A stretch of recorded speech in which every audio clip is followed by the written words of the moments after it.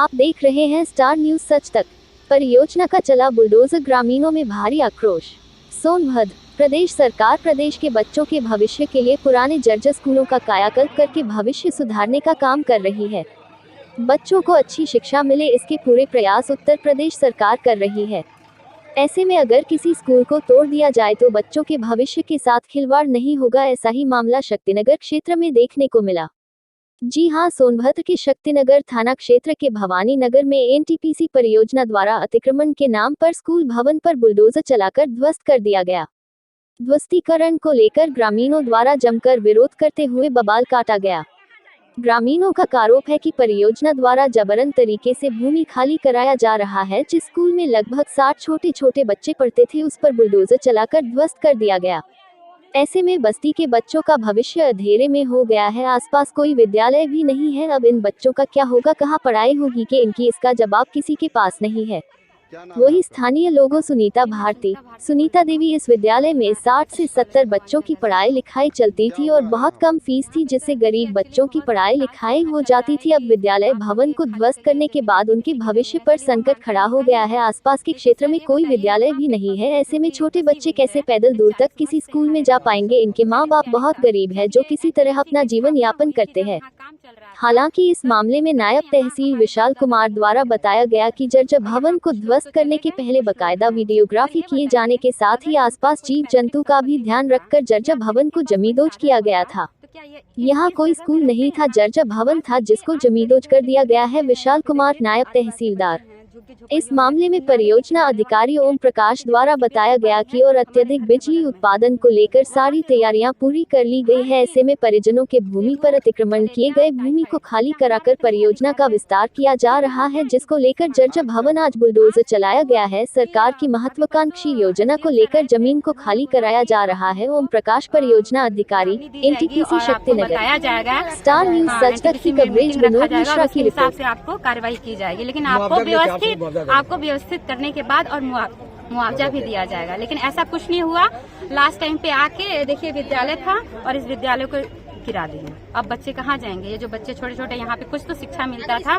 बोलते हैं कि शिक्षा का विकास करो, लेकिन यहाँ तो गरीबों को शिक्षा से ही वंचित कर दिया जा रहा है। तो क्या हमारे बच्चों का अधिकार नहीं है कि ये बच्चे भी शिक्षा प्राप्त करें? सर, ये जो अभी डोजरिंग हुआ था, क्या पूरा था? जिसमें बताया जा रहा है कि विद्यालय के बच्चे थे और इसमें विद्यालय चलता था, क्या पूरा मामला है?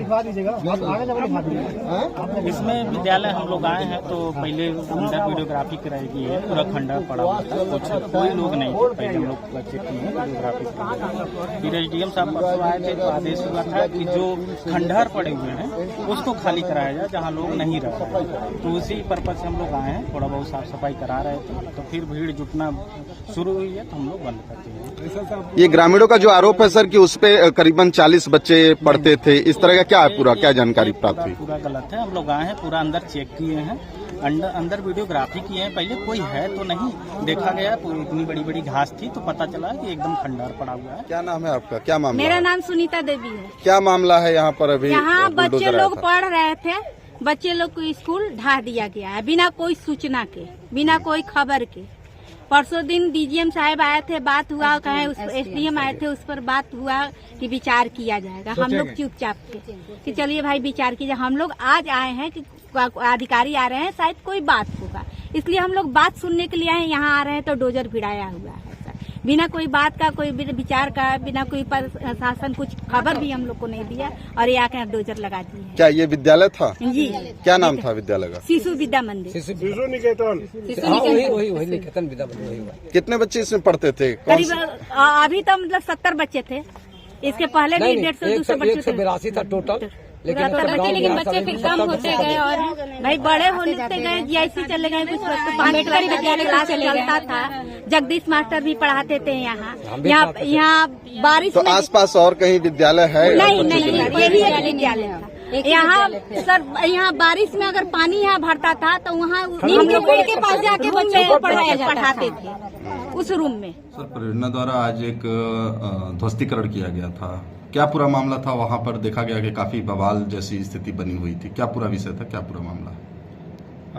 भवानी नगर में आज शासन के आदेश के अनुसार एनटीपीसी के पदाधिकारी और शासन के पदाधिकारी और जो स्थानीय पुलिस के लोग हैं वो गए थे और 2-3 दिन पहले वहाँ पे वार्ता हुई थी शासन के द्वारा, जिसमें वार्ता में ये कहा गया था कि जो यहाँ पे पुराने प्रत्येक ध्वस्त करने लायक मकान है जो असुरक्षित हैं उसको एनटीपीसी द्वारा गिरा दिया जाए।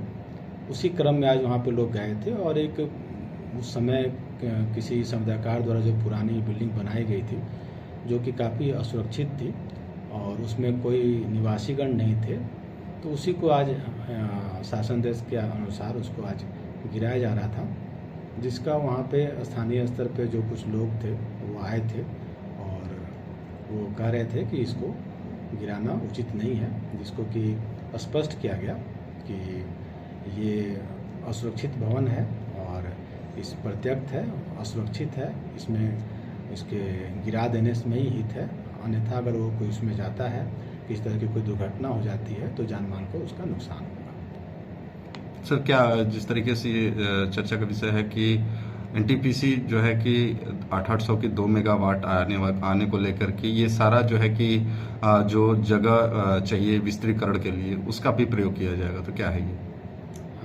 अभी आप जानते हैं कि विद्युत एक बहुत बड़ा संकट है हमारे देश के लिए और देश हित में ये निर्णय लिया गया है कि एनटीपीसी सिंगरौली में जो एनटीपीसी की भूमि है उसका उपयोग करके 2 800 मेगावाट की यूनिट यहाँ पे लगाई जाए। तो एनटीपीसी की भूमि